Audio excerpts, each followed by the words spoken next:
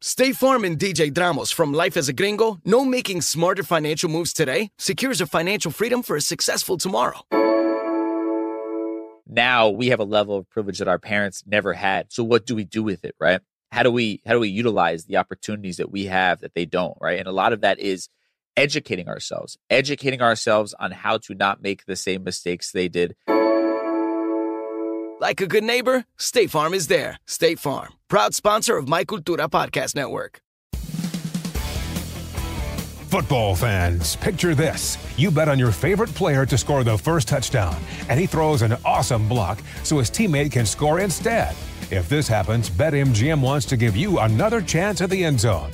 With BetMGM's second chance promotion, you'll get your stake back if your first touchdown scorer scores second instead. That's right, bet on any pro football player to score the first touchdown of the game. If you're right, you win. If your player scores second, you get your stake back in cash. Everyone knows the most exciting part of football is the score. With BetMGM's second chance promotion, you have a chance to keep the fun going after the first player crosses the goal line. Place a first touchdown score wager today. BetMGM and GameSense remind you to play responsibly. See BetMGM.com for terms. 21 plus only, DC only. Existing customer offer. Subject to eligibility requirements. Rewards vary. Gambling problem? Call 1-800-GAMBLER.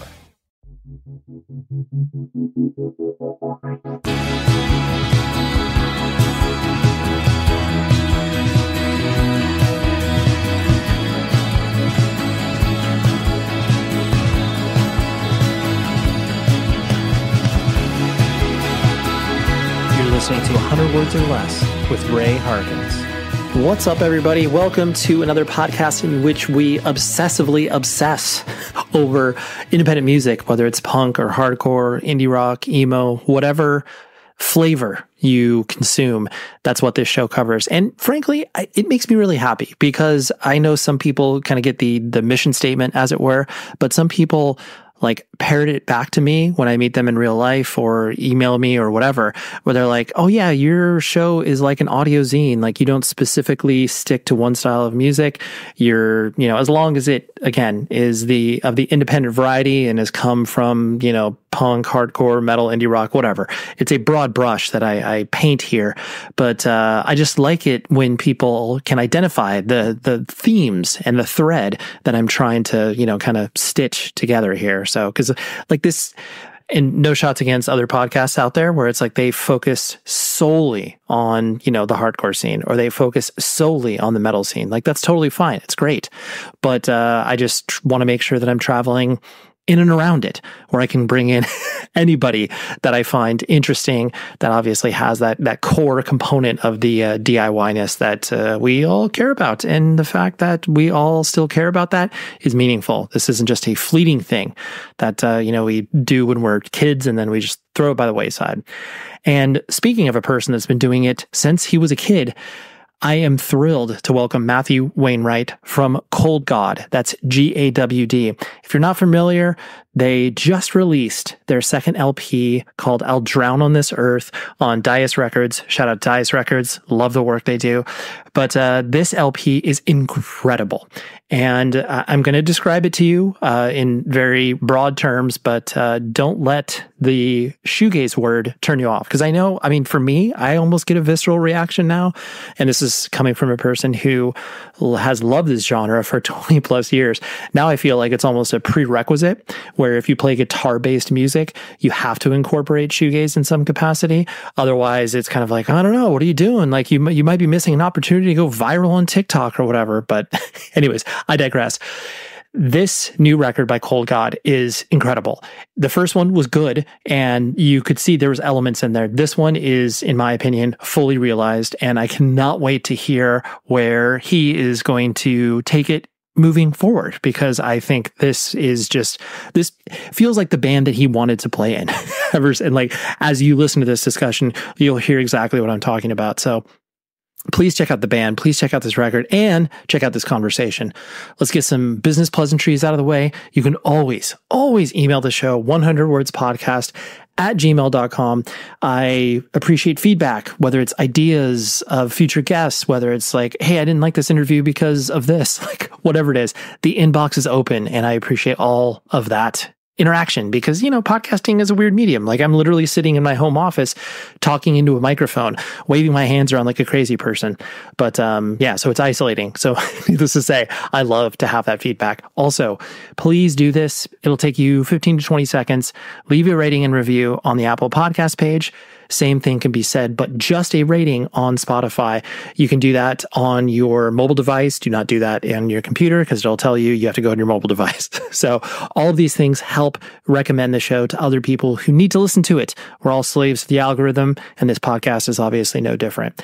So please do that. And then also do it for a show that you listen to as well that you've maybe been dragging your feet on. Just, that'll take you, 40 seconds maybe? So very easy to do.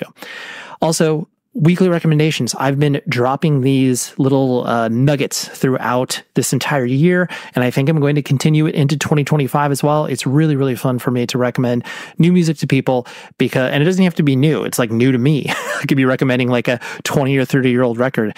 This is just music that you need to pay attention to, and I feel like is worth your time investing in. So there's a link in the show notes to follow along with a playlist that I update on a weekly basis of all of the music that I've recommended. So if you've listened to 0 episodes this year and this is your first time, go into that playlist and you'll be able to hear all of the music that I've recommended. So this week, I don't love to recommend singles because truly, like, I want to be able to consume the whole thing. But this band and this song in particular, Coil Guns, that's the name of the band. They did a split with Birds and Row, and that was the first time I really consumed the band's art, and I thought they were really, really good.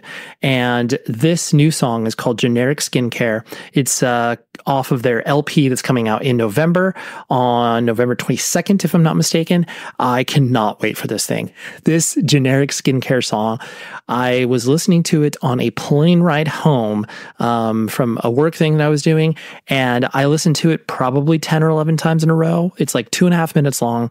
It is, man, it's awesome. It's like everything sort of, screamo, whatever, rock adjacent, but then it has this unbelievable riff that they play twice in the song, and it's like one of the heaviest things I've ever heard. And I know that sounds like hyperbole because people say that anytime they describe music that is heavy, but this is like heavy and like actually a good comparison. I'm just pulling this out of thin air, but it's a band like J.R. Ewing. If you've ever listened to J.R. Ewing, put out some records on GSL. They're from Sweden, if I'm not mistaken. And I'm fairly certain that Coil Guns is also from that general vicinity. I think they may be from Switzerland. Anyways, incredible band, incredible song. Check it out and get hyped up for the record. And like I said, I hate to include singles, but listen to the song. You probably will listen to it like 10 or 11 times like I did. So check that out. Now, let's talk to Matthew Wainwright from Cold God. He came over to my house, brought over some beans for coffee, and I was like, holy moly. And it was very sweet because he gave it to me at the very end. He didn't want to preload the conversation I already invited him over to my house, so I was already nice to him, but just that idea of being like, oh, on the way out, I just want to thank you for what you do. Here's some coffee. I'm like, oh my gosh, what a sweet dude. So check out the new Cold God record. It's called I'll Drown on This Earth. It is well worth your time. And now listen to this conversation with Matthew.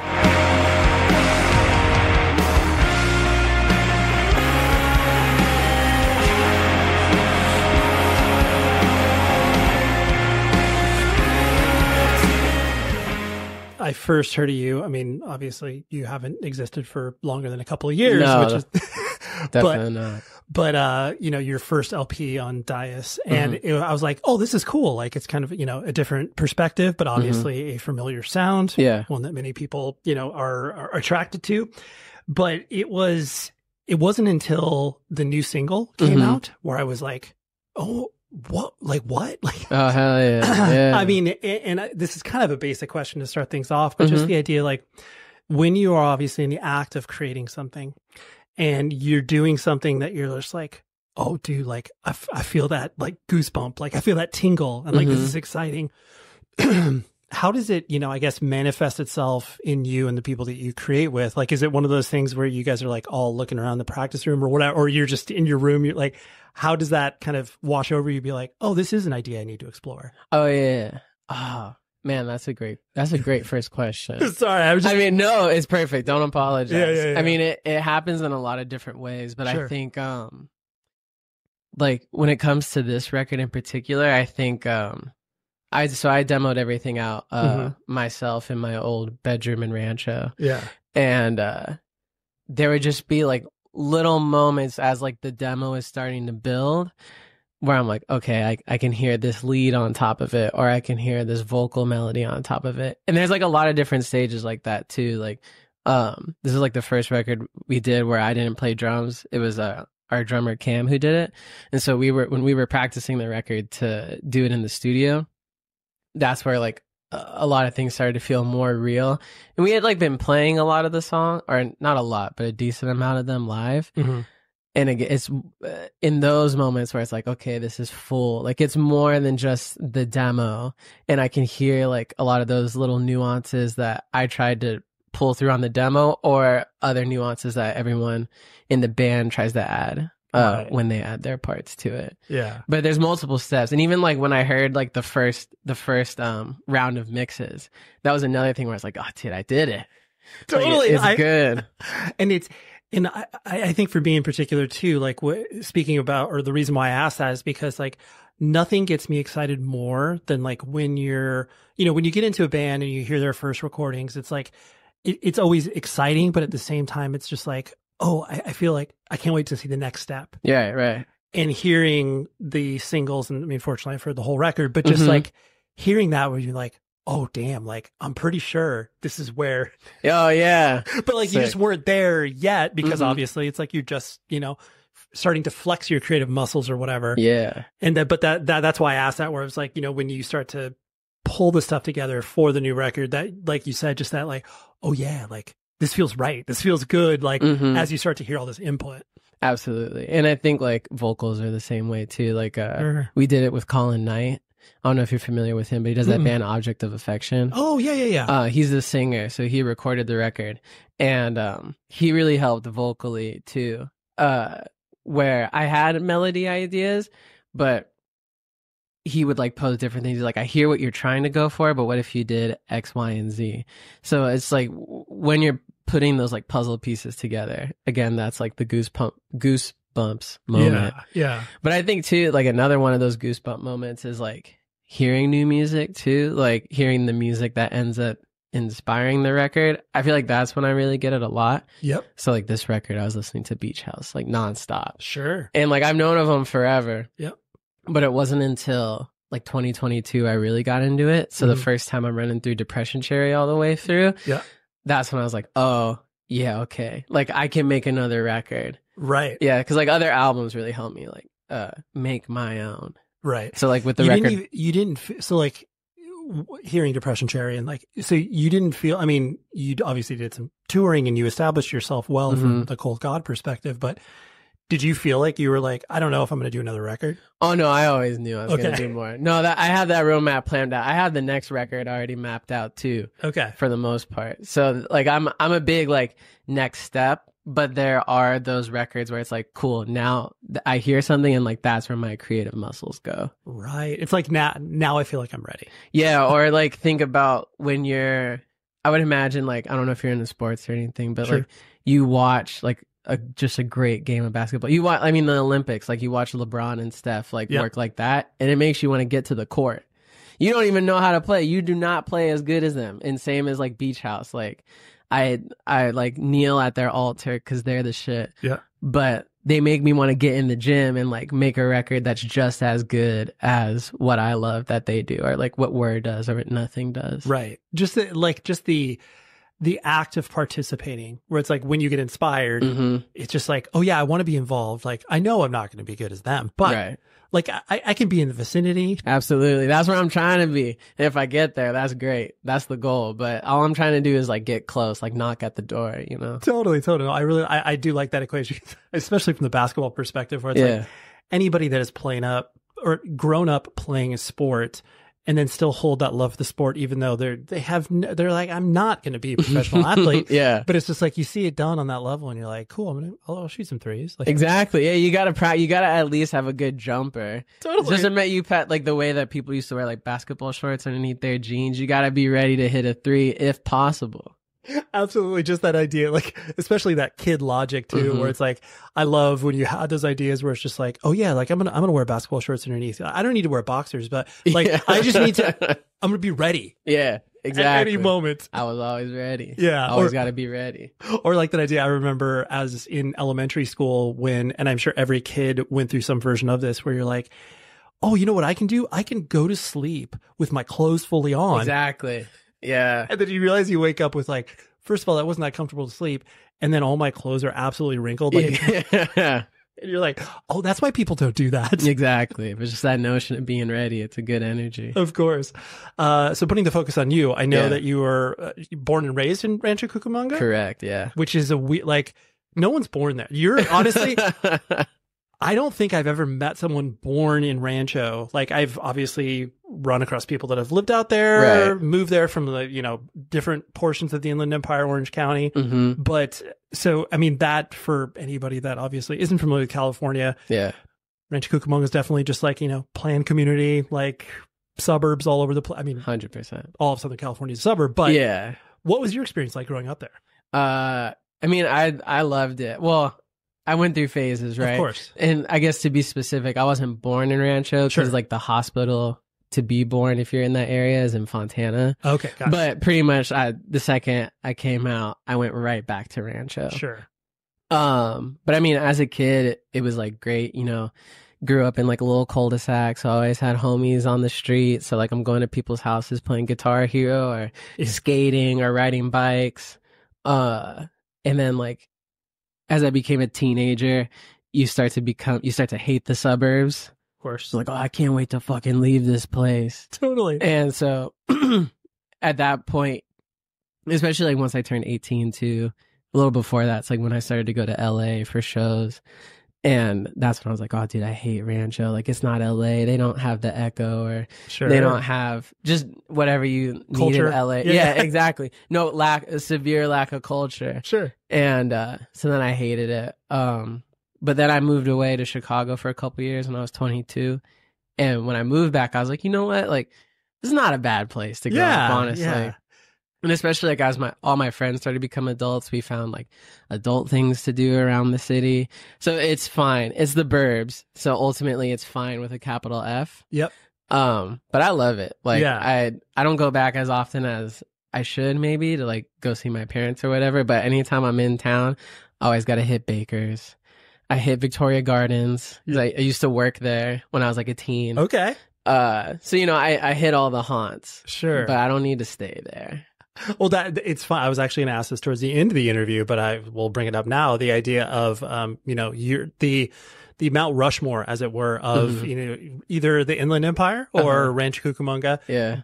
So I'm so glad you mentioned Baker's because that was literally going to be my question. Where it was like, you obviously celebrate Baker's, I imagine. Absolutely. That's another altar I worship at. I love Baker's. Yeah. The Twin Kitchen, baby. I know, America's first dual kitchen. That's right. That's right. You know it. I do know it. So yeah, what would you define, like Victoria's Gardens obviously is one. What would you define as like, the places where it's like, okay, like these are meaningful to me. It doesn't have to be meaningful to anybody else. Yeah. What would you identify? Oh, that's good. I mean, Victoria Gardens is number one. Sure. That's like, if you take a picture there, your iPhone's going to label it as downtown Rancho Cucamonga, which is not real. But we don't have a downtown. Sure. But it suffices. Yep. And so like I just spent like Rancho. I didn't go to college, and so like working at Starbucks at VG, that was like my college. Like 4 years of like getting to meet other people who do different things over there. Right. So Victoria Gardens is number one. Sure. Baker's is absolutely number two. Great. You gotta get the mama papa meal. Doesn't matter. Half pound of fries. You need it. Yep. Butterfinger shake. Ooh. I also learned this. One of my homies started to get like pumps of vanilla in his Coke. So it's like not just out of the machine vanilla Coke. Yeah. It's like homemade. Yes. It's the best. You have to do it. Okay. It's 75 cents extra, but you must. It's worth it. Okay. I don't know. Let me pick a third. What's a good third? Man, there's a lot of places. I mean, the third, at least for like how me and all my friends grew up, is like honestly just go to Claremont. Yeah. Yeah, that's like we all went to high school and like did our stuff, but every like Friday, Saturday, we would always leave. If none of us were working, we would hit Claremont and like go to Rhino Records or like go to CK's, which was the tea shop over there. I mean, there's so much to do in Claremont. It's not Rhino Records isn't there anymore. Yep.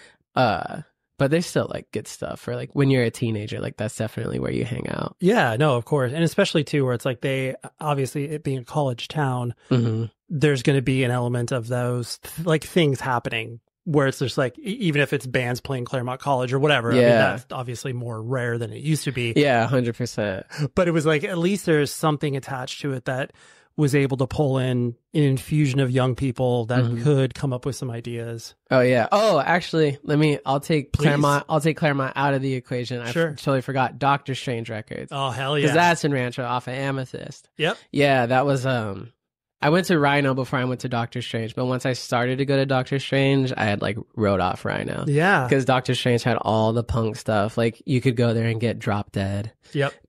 You could go there and like all the punk, all the power violence. They didn't really carry shoegaze all too much, but that's okay. That's what Rhino was for. Right. But all the hardcore stuff, like I got the first 2 Minority Unit 7 inches there. Hell yeah. Like super rare, and like someone had sold them used, so I got them $5.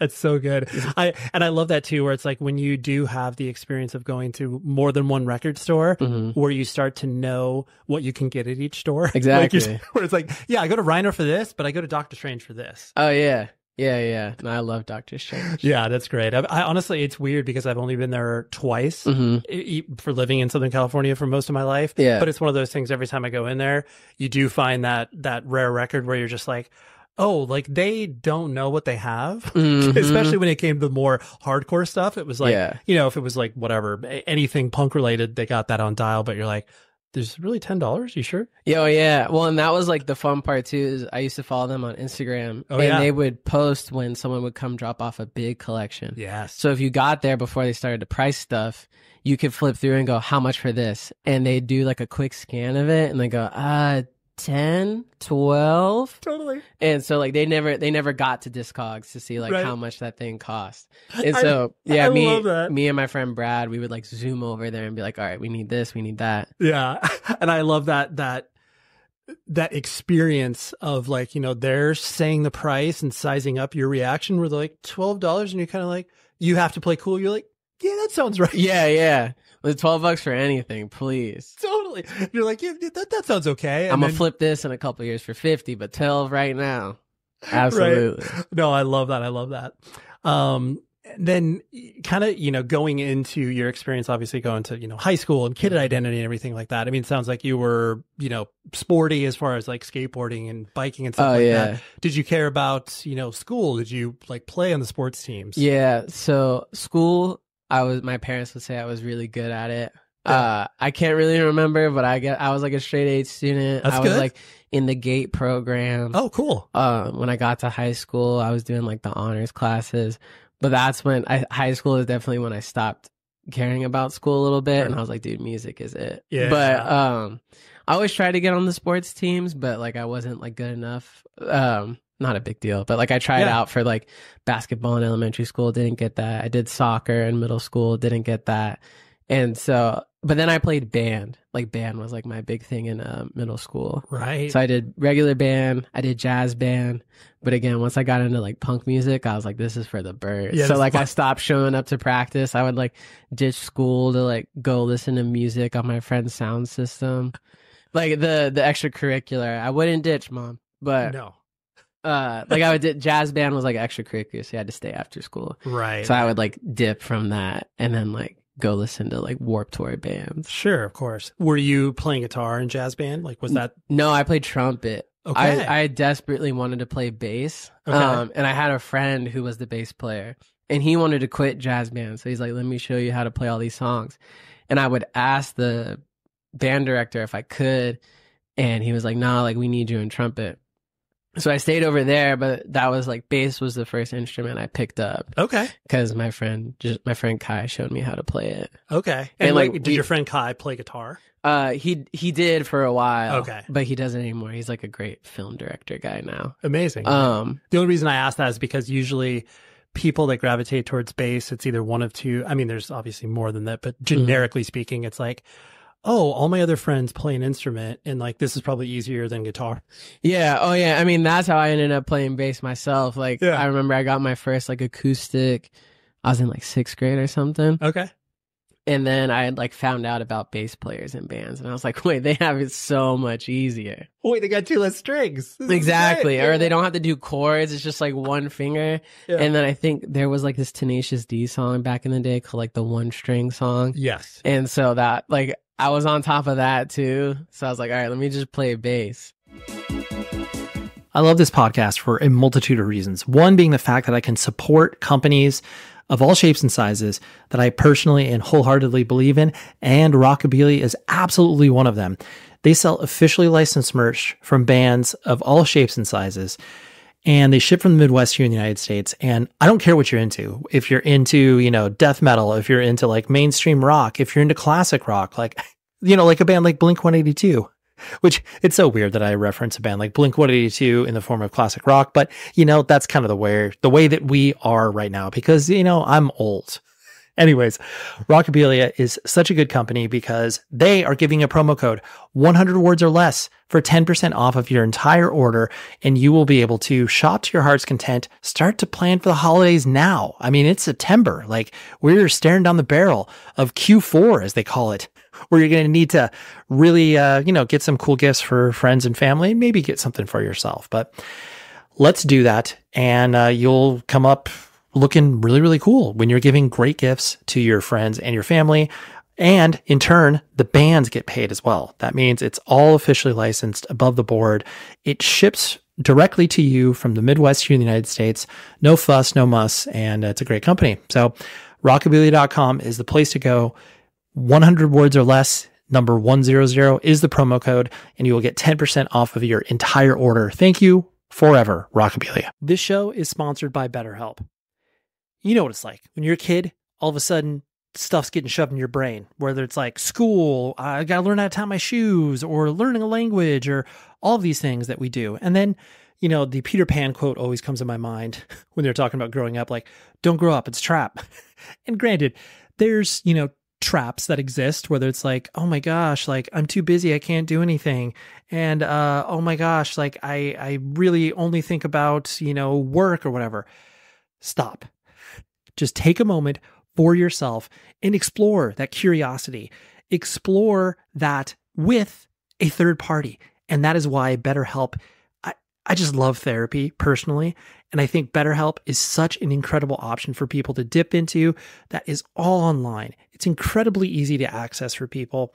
And on top of that, if you are curious about therapy, there is no better way than to sign up using my promo code, of course. So go to betterhelp.com/Ray and you will get 10% off your first month.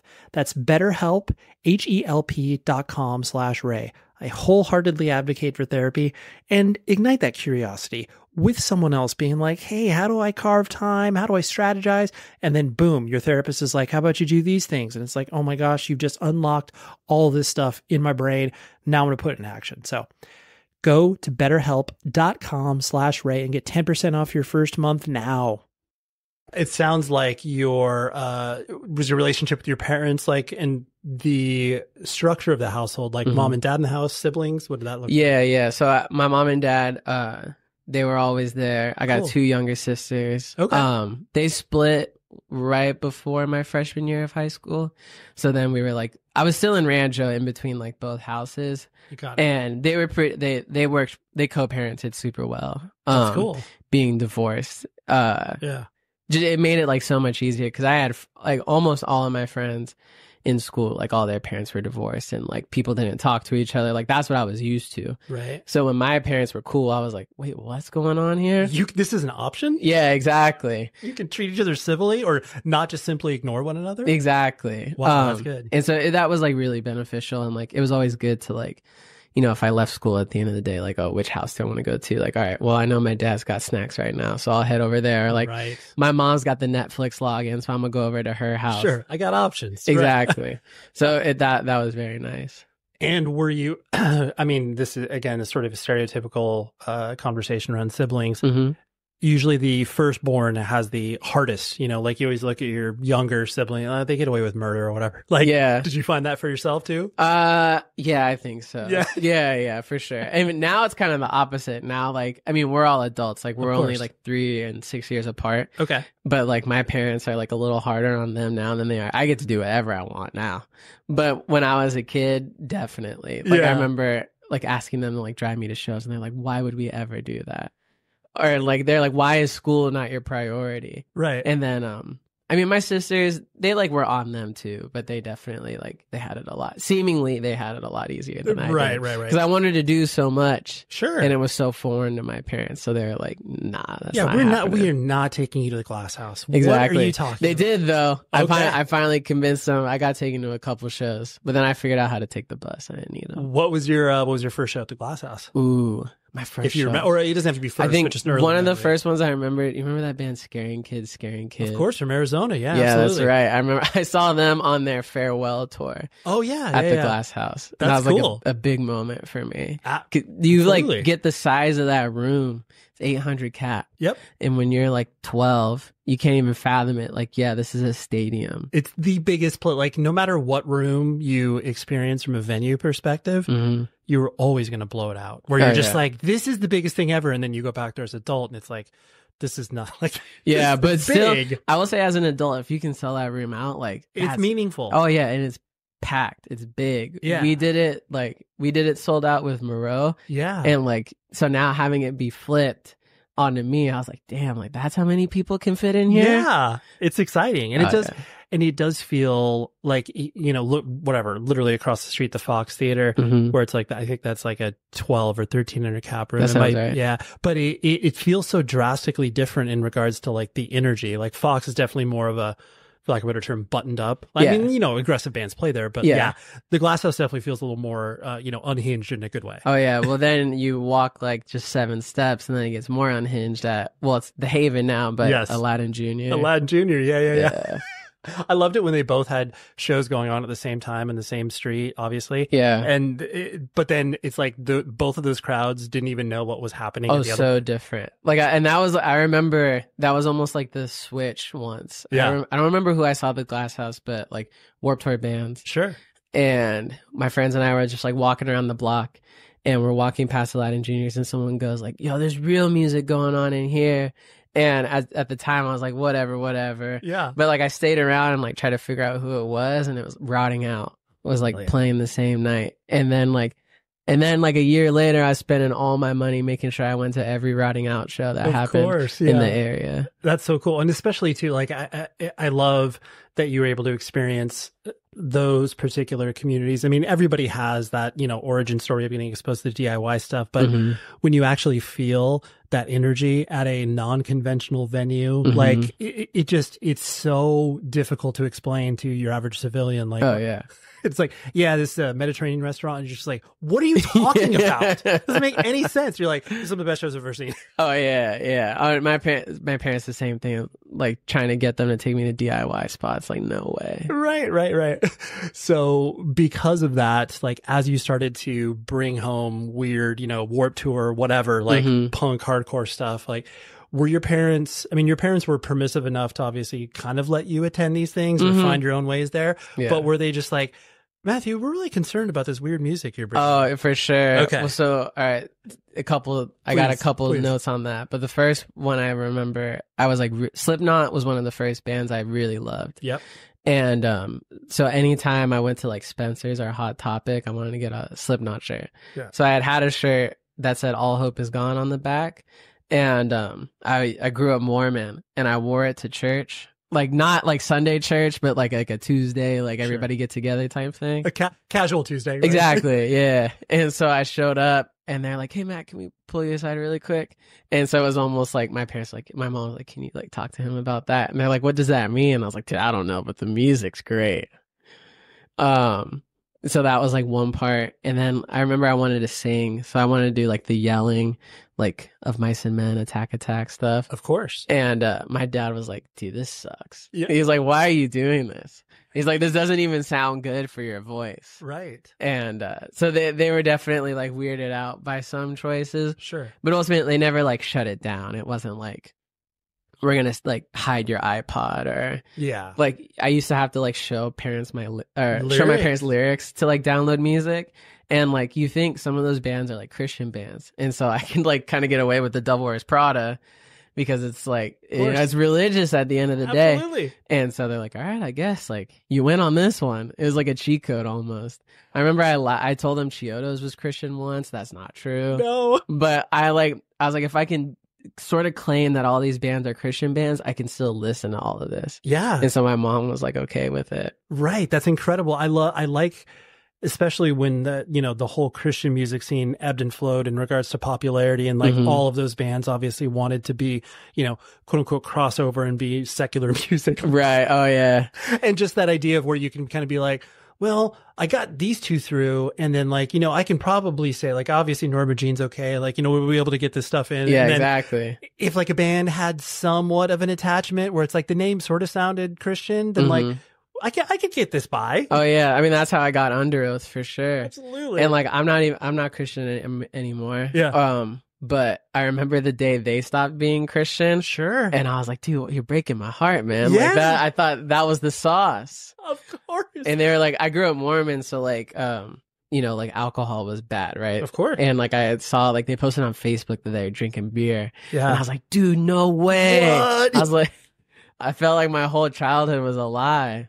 Absolutely. Well, and there's so many memories attached to that as well, where it's like, I remember bands, like, especially once they started to, like this was whatever, mid to late 90s, but a band like MXPX, like they would get just absolutely crushed if they like spit on stage. And it's just like, it's absolute insanity where you're just like, really? And then, obviously, fast forward a few years later where it's just like, Under Oath is like, listen, we're not going to pray on stage anymore. Yeah. We're drinking. Like, get used to it. Yeah. They have whatever they got to do. Exactly. The songs still rip. Absolutely. Define the great line. I mean, geez. There you go. Yeah. So what would you say was like, how did you get into, kind of this more independent leaning music, like the stuff that your parents were like, oh, was it, predominantly like MySpace discovery, friends of yours bouncing stuff off of you? What was your path there? I think it was like a mix of friends at school. There's this one kid, I forget his name, but I remember vividly at VG, he showed me like Have Heart on his iPod Nano. They had literally just broken up the year before. Yeah. And he was like, yo, you got to check this out.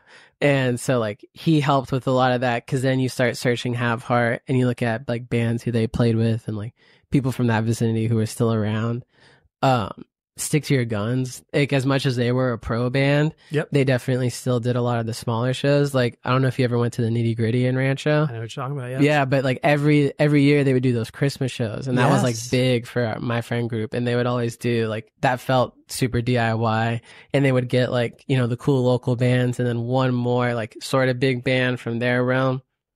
And Tumblr was like a big thing too. Oh yeah. Like that's how I would say that Tumblr was like the real cross, because like that's how I got into like Touche and Title Fight. Sure. And that was like really when I started to like go to like shows like that all the time. Like I knew DIY was a thing, but it didn't click until like finding those bands, reading their interviews, and finding about their ethos and how they booked their tours and stuff. And I was like, okay, that's DIY. Right. Like this is the entry point for me to be able to probably, start to get an idea of like, oh, I want to create music that sounds sort of like this. Oh yeah. Yeah. Yeah. And before, like, we were making bands when we were in like middle school, but again, like Warped Tour stuff. So that's all I knew. That was the goal. Like I didn't think you could play small shows that are like Bridgetown, like in between a pizza shop and a laundromat. Yep. That hadn't crossed my mind. But then like once I started to find out about those bands, they're playing like places called like Jerry's Pizza ended up being like a big venue, like Jerry's Pizza, or like finding out about house shows. like seeing all the videos of like Touche just like playing in somebody's living room, or like those screamo bands from that time, like that was like, oh, you can do this anywhere. Right. Yeah. If it's a place and they have power outlets and kids are going to show up, like we can probably figure this out. Like, exactly. It could, I mean, it most likely will get shut down in certain instances, but we can still try. Yeah, definitely. A lot of shutdown shows. I am always excited to gas up friends and the cool stuff they're doing, because really, isn't that what we should all be doing? My friend and past guest of the show, Daniel Austin, who also plays in a band called Die Young, he does a ton of stuff, but his biggest passion and focal point has been this book that has just got turned into an audiobook. So you need to pay attention to it. The book is called The Way of the Vegan Meathead, Eating for Strength, by Daniel Austin. That's obviously his name. You can find it on all major audiobook platforms. I was about to say streaming platforms, but you get it. Or you can just go to daniel-austin.com, because that's the place where you'll be able to get a nice, easy, clickable link. And obviously I'll include a link in the show notes where you can dive into it. But if you are looking to incorporate more plant-based proteins into your diet to be able to get those gains and to work on functional strength. Like, I read the book, I can't remember how long ago it was when he published it, but I loved it. I personally am not like a huge, weightlifter gains person, but I found out so many interesting tidbits of ways that I can incorporate this stuff into my diet, and I love it. I mean, I've personally been vegan and vegetarian for 20 some odd years. Daniel has been, and he's very strong. He's a dude that has worked with a lot of people to be able to get them to the spot where they want to be from a health perspective, and all with the vegan point of view. So please, again, go to daniel-austin.com and hit The Way of the Vegan Meathead, Eating for Strength, on all audiobook platforms now. Did you remember, I mean, I know like one of the only bands I know that obviously sort of, for lack of a better term, rose to prominence, like Rufio. Oh, yeah. Was that a bit like, I mean, that was, I know it wasn't exactly your time, but did you feel like a touch point there at all? Sort of. The only real touch point was that, one of my aunts went to high school with one of the dudes from Rufio. So that's the real note. But like, yeah, when I was trying to find out like who's made it from Rancho, Rufio was the only one. Yeah. And I think like the first band that I tried to do, we were going to do a Rufio cover. Absolutely. Cause like that, we were into that stuff too. So like, Taking Back Sunday and like Brand New, like those were like the A tier. Yep. And like Rufio, like no diss guys, but it's like a B or a C completely. Sort of deal. Totally. And so like, I was like into that sound, but I never like delved too much into them. Yeah, no, which is fair, because like they were obviously like, I mean, just kind of roughly calibrating your age. They were definitely before you were attending shows, but yeah, it's like, for sure. But just that idea, like I really like when bands wave a flag for a place that is like not the common. Oh yeah. And I mean, that's something I stand on for sure. Yeah. Because, like, we could very clearly say we're from LA. Right. Because, like, I mean, half of us are out there, but the other half is, like, still in the IE. Right. And, like, that's the band, like,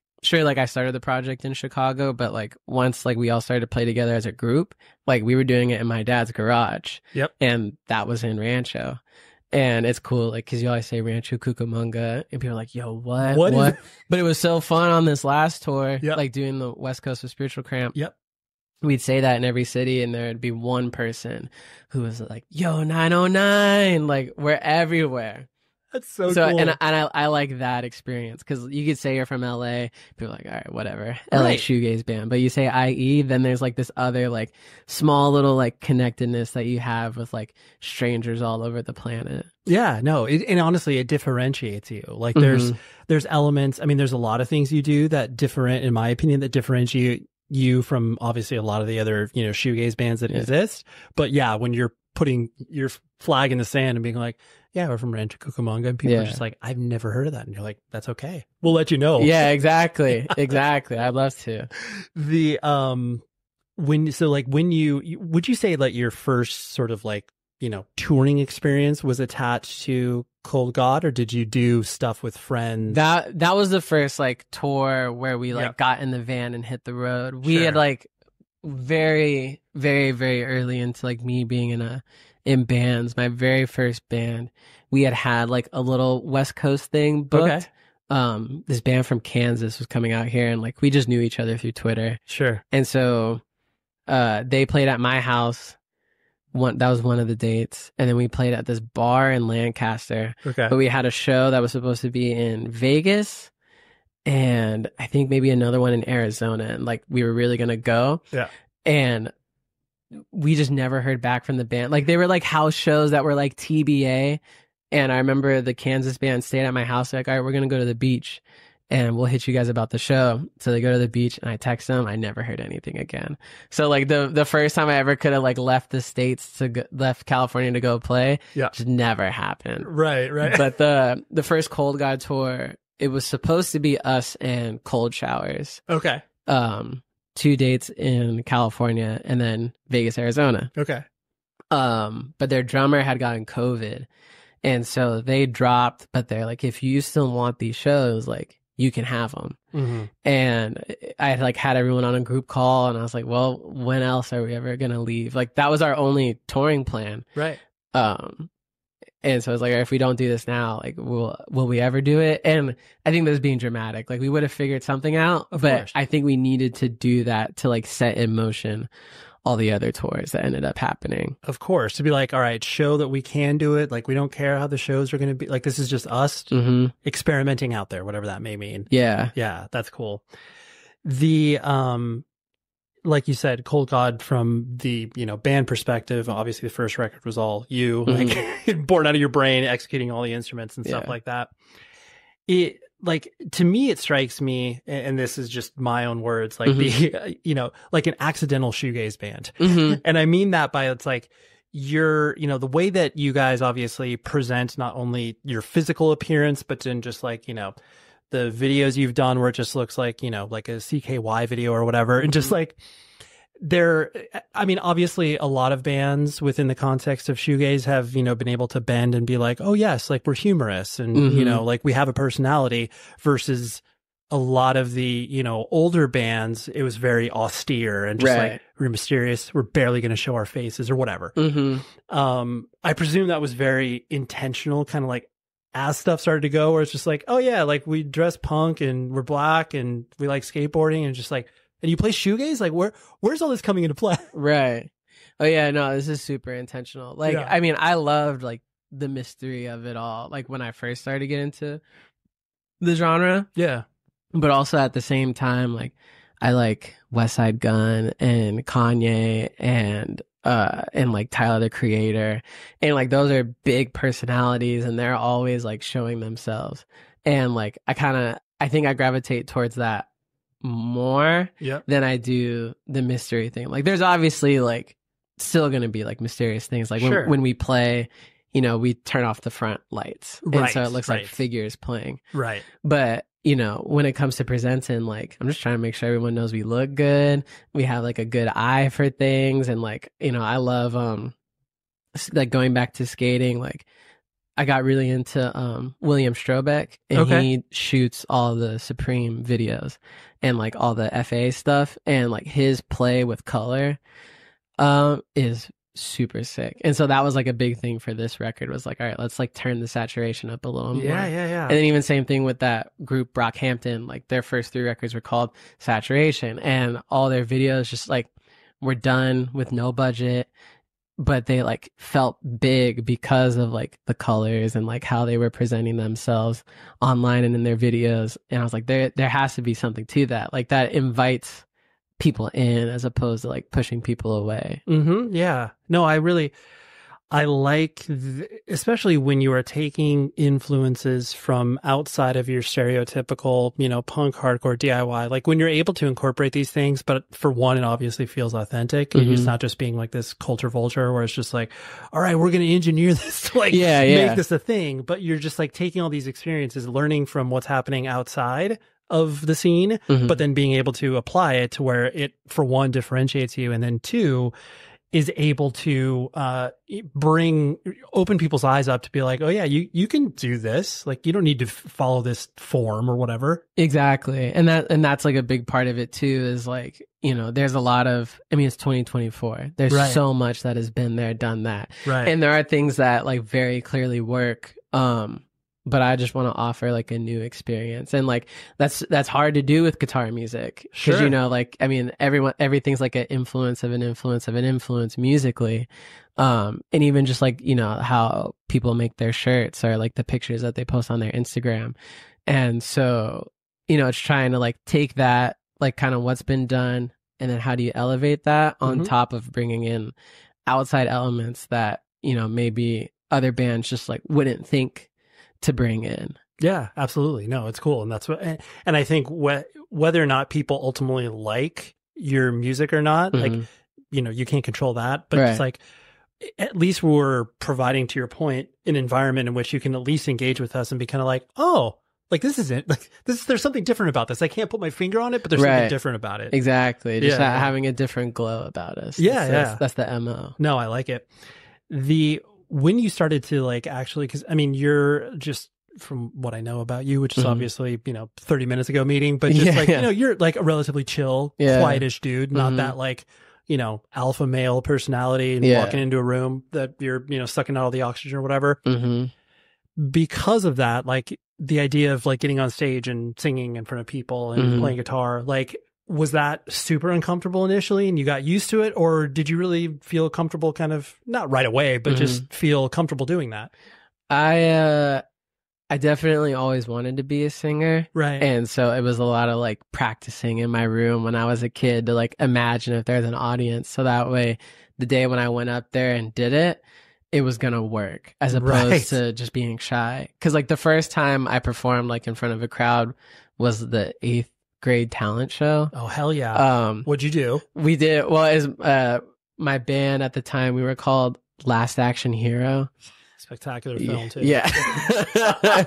I mean, the AC/DC song in there is just, anyways. Oh yeah. Well, I tried it. There was one time we were recording the one song we ever recorded. I saw it on the guy's like shelf and I like plugged it in, and I had like no reference for like mics also picking up like the rest of the room. So like, could you turn that off? And that's the only time I ever really saw Last Action Hero. Right. You're like, I'm playing the movie in the background as I'm doing vocal. Like, wait a minute, this doesn't work. Yeah. But, so you did this. So yeah. And so I was like yelling. Yeah. And in front of like the whole, like, we did it multiple times. So there was like one time for the school. And then the second time was like for everyone's parents who wanted to come. Oh, okay. So I had to do it twice in one day. And I thought I did like a great job. And so, from that moment on, I think I always like wanted to sing. Sure. And, but then it was like harder to do that because everyone in Rancho at the time was a singer or a guitar player. Yeah. So then I ended up like learning drums and learning bass. And then when I was done in high school, the band that we did after that, I played drums and I sang. Okay. Because we were very influenced by that band Dads. Oh, sure. Absolutely. Yeah. So they were like one guitar player, one drummer. And so again, like part of like that DIY thing was like, you don't need to have a whole ensemble and a crew. Right. And so me and my friend, we had figured that out. And so I was playing drums and singing. So I was like, all right, I have to get comfortable with this. So I just practiced and practiced alone. So that way when I got in front of people, same thing. Evil Greed is an amazing company for a multitude of reasons. One, they support so many cool independent record labels and bands by helping them set up web stores for themselves. And on top of it, they have a very specific point of view. So it's not like Evil Greed just opens the door to every band of, a certain genre. They're like, listen, as long as it's like cool, heavy artistic stuff, then we will absolutely work with you. They're based in Berlin in Germany. So if you live over there and you have bought a piece of merch from a band, most likely they've printed it because they are all over it. And you as the consumer, when you go to evilgreed.net and you start poking around and you're like, I want to order all of this stuff, go ahead. Because if you're based in the United States, the shipping rates are amazing for us right now. The exchange rate is very much in our favor and they'll ship it to you. I've ordered from them in California and I got the order in about 8 or 9 days. Incredible service. And you're supporting a independent business run by punk and hardcore kids. Like, it is a win-win scenario across the board. And, drop in the comments, like, after you're ordering and be like, yo, I heard about you on 100 Words or Less and I love your company. So if you care about punk, hardcore, metal, all that sort of stuff, you need to visit evilgreed.net, and you will be able to find all of the amazing things that I can guarantee you as a fan of the show would absolutely love. So evilgreed.net, and have fun shopping. Football fans, picture this. You bet on your favorite player to score the first touchdown, and he throws an awesome block so his teammate can score instead. If this happens, BetMGM wants to give you another chance at the end zone. With BetMGM's second chance promotion, you'll get your stake back if your first touchdown scorer scores second instead. That's right, bet on any pro football player to score the first touchdown of the game. If you're right, you win. If your player scores second, you get your stake back in cash. Everyone knows the most exciting part of football is the score. With BetMGM's second chance promotion, you have a chance to keep the fun going after the first player crosses the goal line. Place a first touchdown scorer wager today. BetMGM and GameSense remind you to play responsibly. See BetMGM.com for terms. 21 plus only, DC only. Existing customer offer. Subject to eligibility requirements. Rewards vary. Gambling problem? Call 1-800-GAMBLER. I also really I knew you were pulling from a lot of different influences, but just in hearing all of these things that you're talking about, it's so cool and random, and like the way that I think that frankly most people should kind of drink in music, where it's just like, yes, there's always that element of like when you first get into a scene, you're like, oh yeah, I'm like a punk kid or a hardcore kid or whatever. Like, I only listen to Fat Records or Epitaph or whatever. Yeah. But then you hopefully grow out of that in some capacity. But I just love like you're pulling. It's like, these are deeper cuts. Like dad, no one talks about dads anymore. No, definitely not. And for understandable reasons. Yeah, but for sure. Yes. But I was there. I saw it, and those records still sit on my shelves. Absolutely, absolutely. But I just and then the fact too that you were, you saw what they were doing, and you found inspiration in the fact, again, it doesn't need to be this conventional 5-piece or 4-piece. You'd be like, oh yeah, we could probably pull this off as a 3-piece, or I'll play drums and sing. Exactly. But and then the same thing with guitar and singing was I practice it, because especially I can kind of bang on shit and sing that feels a little bit easier than figuring out chords and playing the leads to songs. And so again, just practicing, just practice. The first Cold God practice was 6 hours, or no, maybe not the first one, but I remember pretty early on. Yeah, we did 2 6-hour practices. So that way I knew I wasn't going to mess anything up. And I still check my frets from time to time when I'm singing. But I wanted to make sure it went well. Right. And especially too, the idea, you don't realize this until you've played a few shows, just the idea of being okay, I can't give 140% on the first song and then be gassed for exactly. I got to balance this out over 40 minutes or whatever. Yeah, I'm figuring that out now. There's hard. The first couple of tracks are bangers, so you got to pop off a little bit. But then we get we have that song "You the Well" is usually towards the middle of the set. Yeah, that's the one I really have to sing.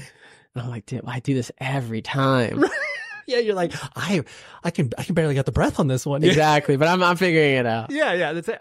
It's stuff that obviously the crowd will never notice, but exactly. You in your head, you'd be okay, it's coming up. Yeah. What was, I guess, the proverbial, like you said, you didn't go to college. What was kind of your, life path, so to speak? Were you expected to do what your parents did for work? Was there any expectations on that? Or was it very much just well, I know I'm not going to college. Obviously, worked at Starbucks, could have been barista for life. But what was the, I guess, the conceit there? I just wanted to tour. Okay. I just wanted to be in bands. Okay. That was my goal when I left high school. Okay. And you can be in bands and go to college too. I learned that later on. But it seemed if I didn't put all of my effort into making music, I don't know if I was ever gonna do it if I had gone to college. And also, mind you, I spent all of my college application money, I spent it on records. As one does. So I kind of couldn't apply to college. I could, but No Sleep was doing a record sale at the time, so I just spent all my Thanksgiving money on it. Understandable.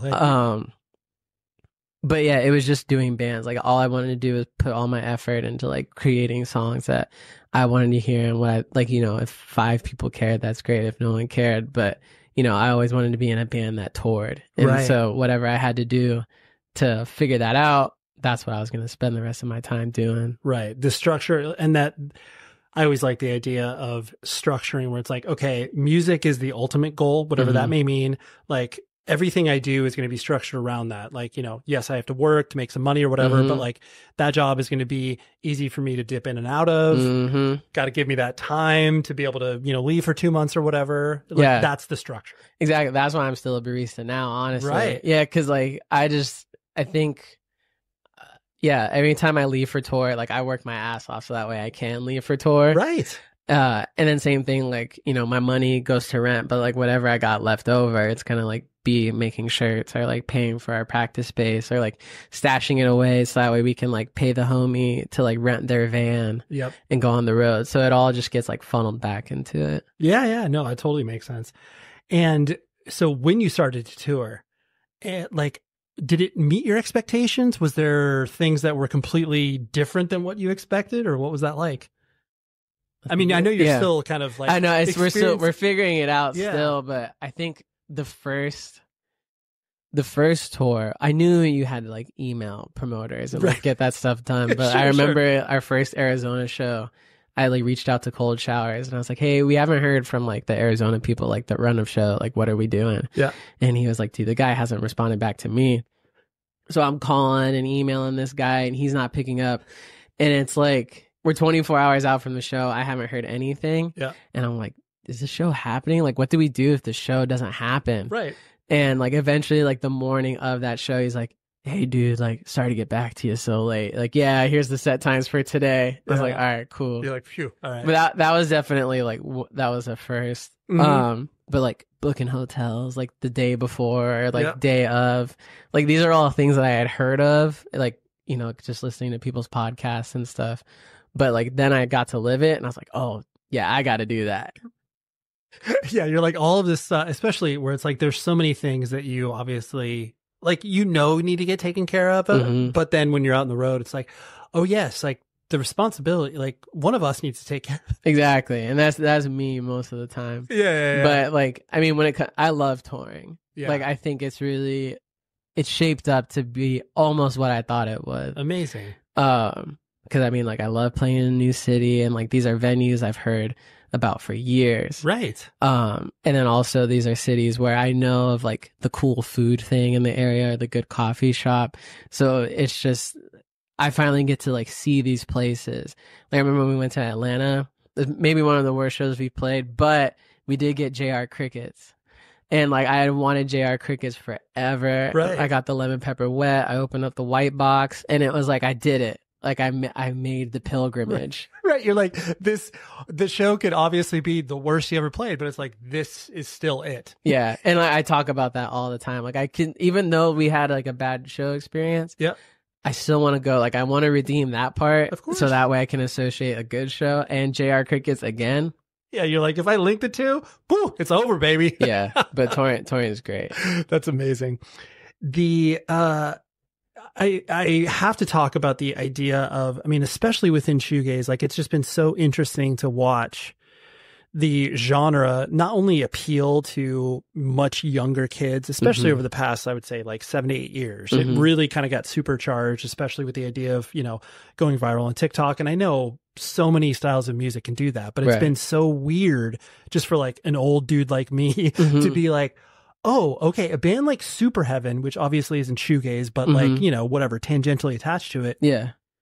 Like, no one relatively cared about them when they existed. But then all of a sudden the song pops, and then, you know, and obvious, like, I'm not putting any lack of shine against any of these bands, but like, it's just been interesting to watch that trend. And like, especially with directly connected to shoegaze, where it's like these projects that essentially aren't even a band all of a sudden need to become a band. Yes. Oh yeah. Yeah. We're witnessing a lot of that. Yeah. And so like for you kind of, you know, entering this particular scene. I mean, I know you obviously come with experience and, you know, relevance towards, it's like, yeah, you know, Were, Nothing, all these bands. Yeah. But it's like, you know, the whatever, pointing at Were, it's like, they're not even a real band, but they're still, where it's just like, they're still very relevant. Yeah. Like, people care about them. So I don't know, watching it from the position that you sit in, like how, you know, what observations have you had a bit towards that being like, that's cool that we're participating in this. This is really weird that we're sort of benefiting from this. Like, where does it sit with you? Well, I mean, it's like, it's so different from like the first round of revival, right? Because, you know, you talk to like Nikki or like Cloakroom or Tamarin or even Christina, who does King Woman. Yeah. Like, and to almost to your Super Heaven point, like they were like very popular on Tumblr, but like some of those shows were definitely sparsely attended. Of course. And like I was there and like, but you know, people were still like, you know, finding out about these bands and then finding out My Bloody Valentine and Slowdive, and they were becoming bigger than ever. But these other bands that were like propping that up, like no one was going to their shows. And like, obviously, like everyone had a good LA show for the most part. But I remember I saw Nothing at the Constellation Room to maybe like 40 people. Yeah. But now like guaranteed it's going to be a big crowd every time, which is like great for them. Yeah. So it's like, it's so different than what I grew up on. Sure. But at the same time, it's great because it's sort of like, you know, it's like a rising tide. Like we all get to eat because of Youngest Daughter being like this huge track. Yep. And you know, other things too, like Wisp. And, you know, I really love what like she does with her platform because, you know, she's very obviously not in like a power ranking thing, but I feel like she's like definitely the most popular. Absolutely. Out of everybody. And she makes it a point to like showcase the rest of us. Yep. Which is like so sick. Like to be able to do that with your platform. Yep. As opposed to say like what I would imagine some people may do, or not may do, but someone could do, which is like just take everything they can, whatever's coming my way, it's all mine, gimme, and then not give back to like everyone else. And I think she does like a really good job of that.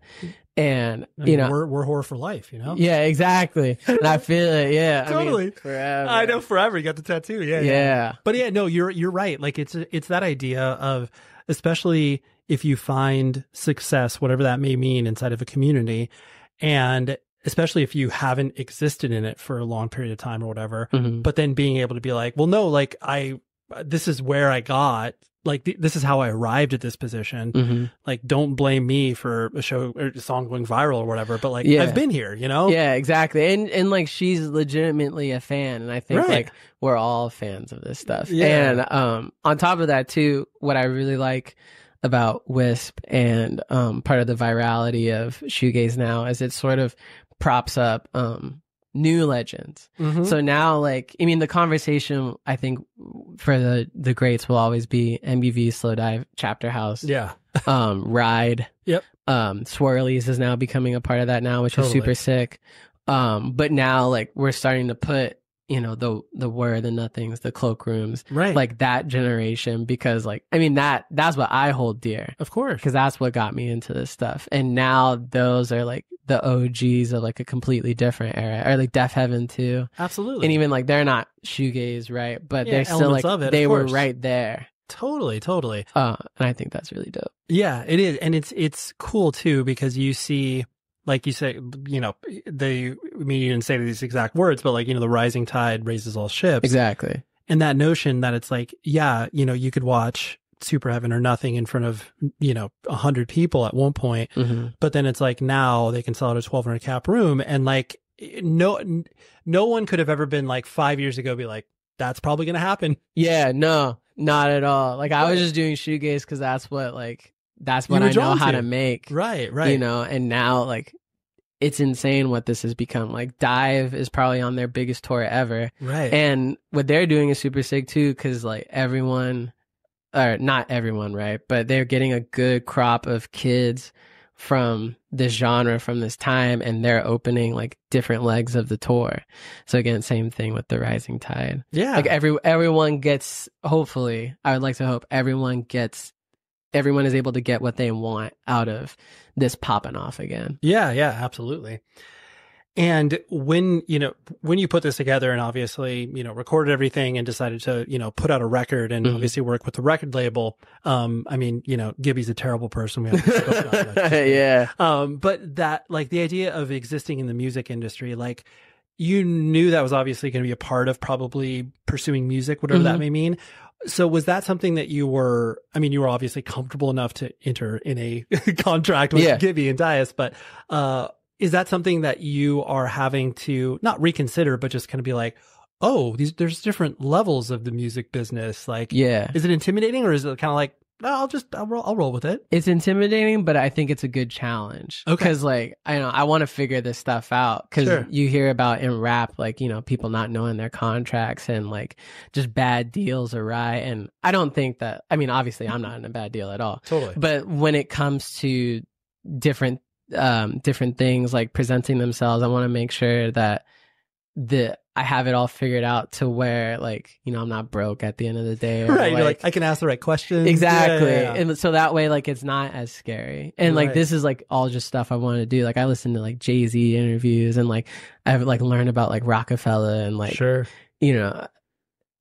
like that mindset of like being like a businessman. So that way, like, when you hear certain things, or when someone says something to you, like, you can kind of read between those lines. Like, I'm all for wanting to figure that stuff out. Yeah. No, it's cool. And it's exciting.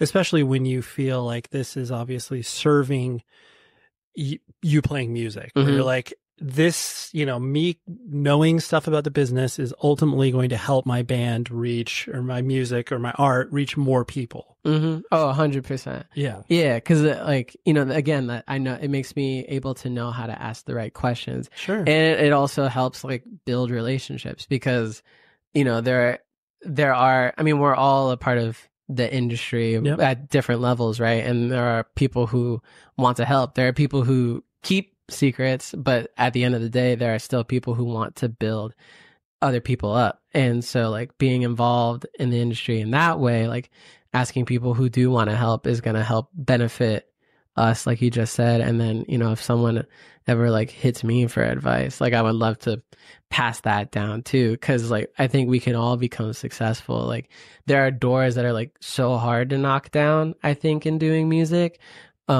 Because there's just so many bands. So there's like almost limited opportunities, but there are a lot of steps that can be made and that bands can make to make sure everyone gets a little bit of something. Yeah, absolutely. Yeah. It's like, and especially that I always found it weird, the competitive nature that exists, especially within independent music, where it's like, no one's going to be the Rolling Stones or whatever. Like, the aspirations are much more limited, rightfully so, because no one has these, like, illusions of grandeur. Like, some people do, right? But they'll pursue probably a whole different style, And so it's just like, you're really sweating over like the smallest piece of the pie. Like, why don't we all just have these proverbial crumbs, and as long as those crumbs are sustaining enough to kill the metaphor, like, you'll be able to be okay. Yeah. And I think, like, you bring up the competitive nature, and I think like,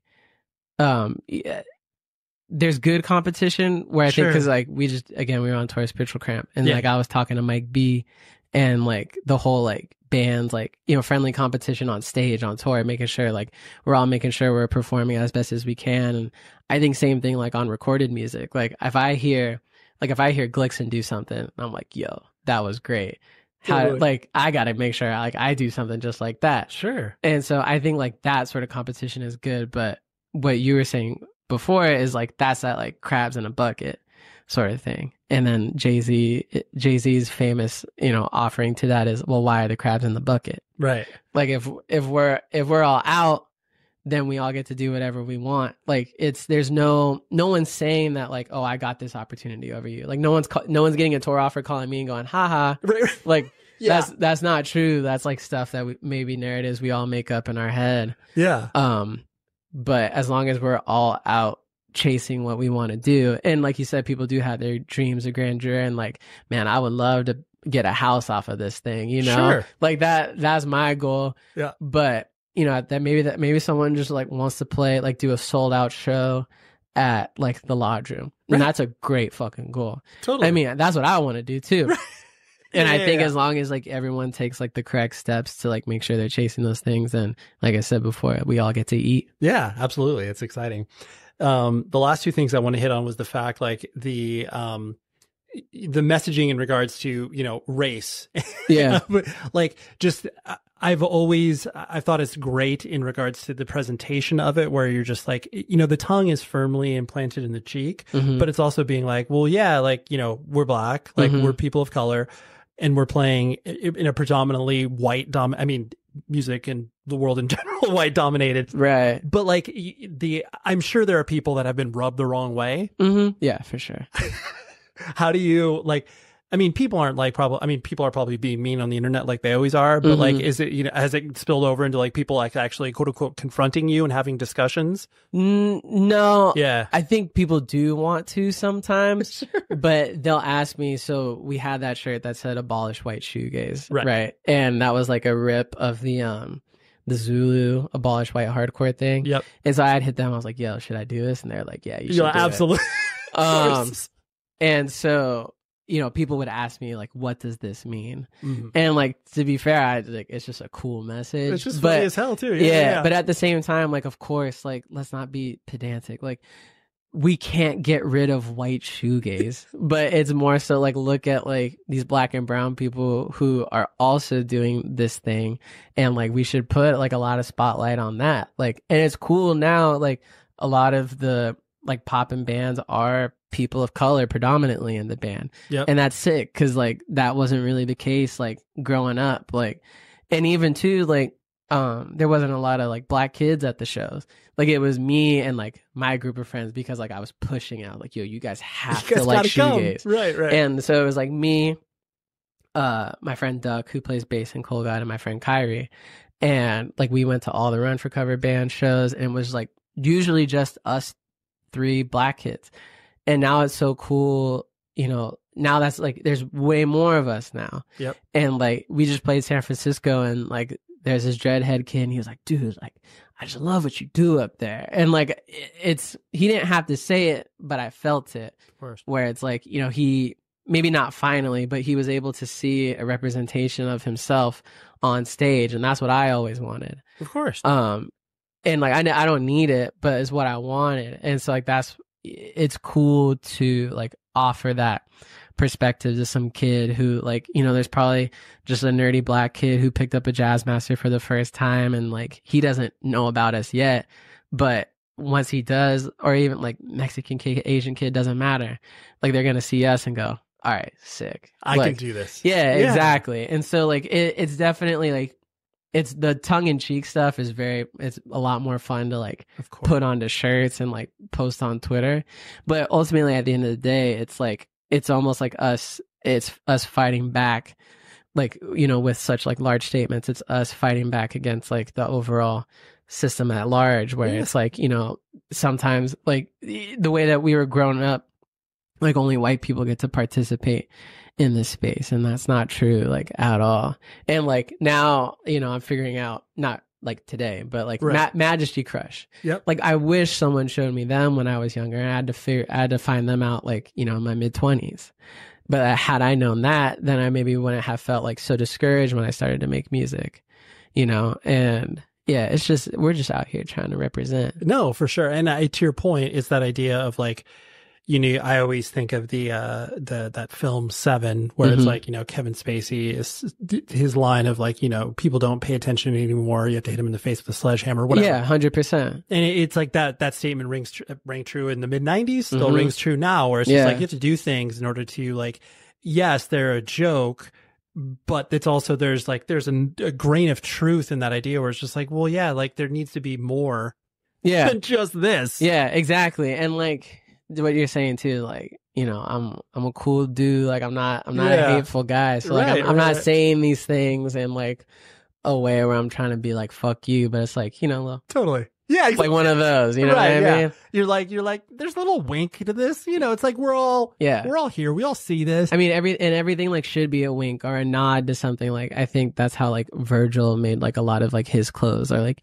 you know, putting a zip tie on a sneaker. Yep. Like you're gonna see that and go, dude, what the What fuck? are you? And then people did that with the Abolish White Shoegaze shirt, where it's like, what the fuck? And also, it was like, I forgot where I was going, but It's okay. like, it's one of those things. It's like, yeah, like it's different, Right? Like, it's different. Come over here. Come check this out. Absolutely, Just a little different. You like it. You like it. Totally. Just a little different. Right. Just open your lens a little bit more, and you'll probably follow along with what we're putting down. Yes, exactly. The last thing I want to hit on was the, now it's like this is a real band. Yeah, for sure. in a way that obviously you probably in some respects weren't prepared for. Like, I mean, you were prepared for as far as like the music, putting out there and stuff, but just being like, oh, okay, like we're doing this thing now. We're going, on a 4-day tour with, Cold Showers or whatever. And so is it one of those things, like, because especially your creative juices of the fact that you can create a bunch of music on your own, you can play all these instruments, like, does it put the, for lack of a better term, I want to call it pressure, but just like, does that, weigh on you where it's just like, oh, if I wanted to do something that sounds nothing like Cold Gawd, like I'm going to do it obviously in a side project or whatever, like, do you feel, I guess, the pressures of creation now differently than you did a couple years ago? A little bit. I will say, like, with this record too, it was kind of odd because I had these songs for a minute before we had hit the studio with it. So I was confident in the songs, but then, like, when you think about the world viewing this record, like, at large, like, it's our second one on Dais. Yeah. And I already, like, know what people had to say about the first record, both good and bad. And so, I'm thinking about, like, damn, like, what are people going to say about this one? And, like, I love the tracks, but once come August 30th, it's a brand new thing now. It's hit its next phase, which is just out there. And it's like, I'm cool with the unknown in that way, but definitely, like, in the studio, I was, like, putting a lot of pressure on myself to make sure, like, this guitar riff, like, has to rip, or, like, with the auto tune on the record, like, I can't do it too hard. Like, I can't do it like Travis Scott, but I can do it in a way where it's tasteful alongside, like, these, like, rip and fuzz guitars. Right. And so it was like a lot. It was, like, nervous because, like, I feel like with God Get Me, I'd had, like, a little chip on my shoulder because, like, no one knew who I was. Sure. And so I was like, no, like, this is, like, everyone's gonna know. Like, I'm gonna make myself heard. And now, like, there's still more fans to make, but we're, like, established enough, right? Yeah. And so now it's like, oh, like, now I gotta, like, deliver a little bit. Yeah, and, like, and I really think I did, and, like, only time will tell, right? Sure. But it's a good pressure. I feel a therapist told me once about being comfortable with the unknown, right? Because can't control it. And I think as the day is coming closer to this album being put out, I'm like, cool, man. Whatever happens, happens. Yeah. I think it rips, but we'll see. You're like, there are things, I mean, once you put your art in the world, like, you obviously can't control it. You're just like, this is going to be what it's going to be. I'm confident in it. That's pretty much all I can do. Exactly. Yeah.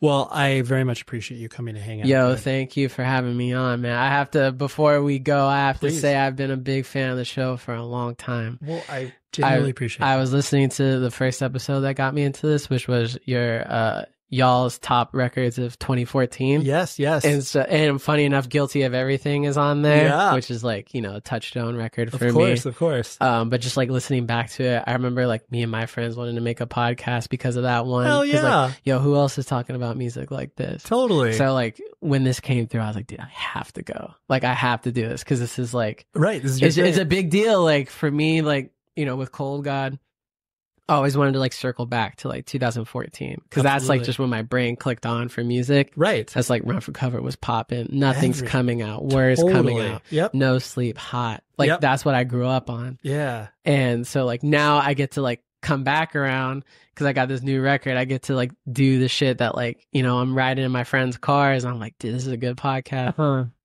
Well, that makes me stoked. And I'm just glad that I can still be doing the same thing to give you enough time to put out a record. yeah, thanks, man. Thank you. My pleasure. It's my pleasure. Sweetness. Like I said, check out Cold God. Massive shouts out to Matthew in the band for coming over to the house, doing the recording here, live and in person. Love to do that when people are able to, and love to meet up with people whenever I'm able to. Also, huge shout out to friend of the show, Stephanie Marlowe, past guest of the show, who is a extraordinary PR person and brings me good ideas all the time. And I love to accept those ideas and run with them and make her look cool, make the band look cool. I don't just try to make other people look cool. That's really, when I boil down my purpose in life, is to try to connect people and make others look cool. Like, you know, in turn, if it makes me look cool, that's fine, whatever. That's just a byproduct. But if I can make someone else look cool, then so be it. Anyways, that was a weird digression. But next week, I have Dwayne Dennison from the Jesus Lizard. And then he also played in Tomahawk with Mike Patton. I was nervous about this conversation, not because, well, and actually, frankly, I was terrified to speak to David Yao. So I was like, you know what? Not going to talk to him. How about Dwayne? How about the guitarist? And the publicist was like, let's go. I would love that to happen. So we made it happen. And Dwayne was such a great chat. So that's what I got next week. Dwayne Dennison from the Jesus Lizard. And until then, please be safe, everybody. This podcast is supported by BetterHelp, offering licensed therapists you can connect with via video, phone, or chat. Here's BetterHelp Head of Clinical Operations Hesyu Joe discussing who can benefit from therapy. I think a lot of people think that you're supposed to be going to therapy once you're like having panic attacks every day, but before you get to that point, I think once you start even noticing that you feel a little bit off and you can't maintain this harmony that you once had in relationships, that could be a sign that maybe you want to go talk to somebody. There's always a benefit in talking to someone because we can all benefit from improved insight about ourselves and who we are and how we behave with other people. So if you're human, that's like a good indicator that you could benefit from talking to somebody. Find out if therapy is right for you. Visit BetterHelp.com today. That's BetterHelp.com. What's up? It's me, Don Tolliver. If I could describe the open earbud, I would describe it as very seamless. It's like you clip it onto your ear, and then sometimes you can forget it's there, but it's not going anywhere because it's like clipped. It's kind of crazy. If I could bring my music with me wherever I go, it'd just make life easier and seamless without interruption. To be able to have the music on hand like that without any interruptions would be great. Check out Bose.com for more. High Five Casino. High Five Casino is a social casino with real prizes and big Vegas hits at highfivecasino.com. The hottest games right from Vegas, and all winnings go straight to your bank account. Hundreds of exclusive games, free daily rewards, and come back to get free coins every 4 hours. Only at highfivecasino.com. High Five Casino is a social casino. No purchase necessary. Void where prohibited. Play responsibly. Terms and conditions apply. See website for details at high5casino.com. High Five Casino. Toyota has been building a legacy of excellence for years. From developing hybrid technology to upping the standards of safety and efficiency, Toyota is always innovating, always making progress. And with a superior lineup of in-stock SUVs, including the adventure-ready RAV4 and capable affordable Corolla Cross, you can experience the legacy of Toyota for yourself. Visit buyatoyota.com, the official website for deals, to find out more. Toyota, let's go places.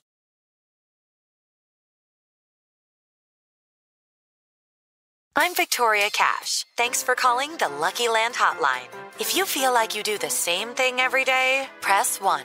If you're ready to have some serious fun for the chance to redeem some serious prizes, press 2.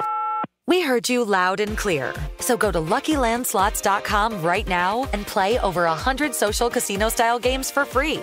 Get lucky today at LuckyLandSlots.com. No purchase necessary. VGW Group. Void where prohibited by law. 18+. Terms and conditions apply.